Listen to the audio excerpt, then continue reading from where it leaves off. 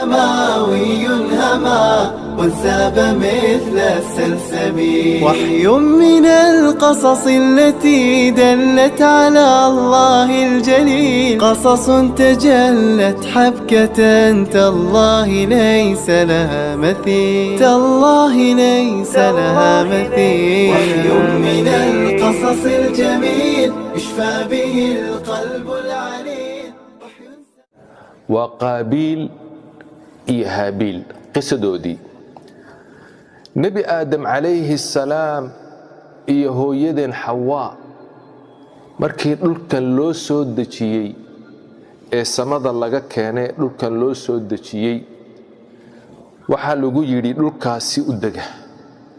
dhulkaa camira dhulkaa buuxiya dhulkaa dega oo u soo shaqaysta jannada ayaa lagu yidhi نقض خليفة الله في الأرض إني جاعل في الأرض خليفة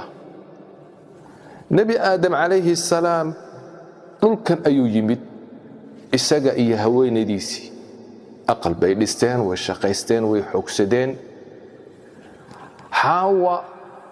waxay u dhashay nebi aadam calayhi salaam 20 goor bay u dhashay sanadkii walba waxay u dhalaysay 2 mataana ah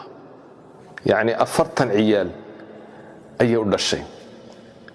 40 كعيال وصدع علماء واوين قبان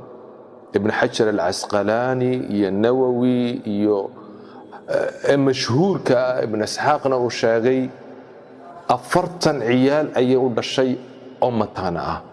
ويلكي والبا قبل متانا أي لدلنيس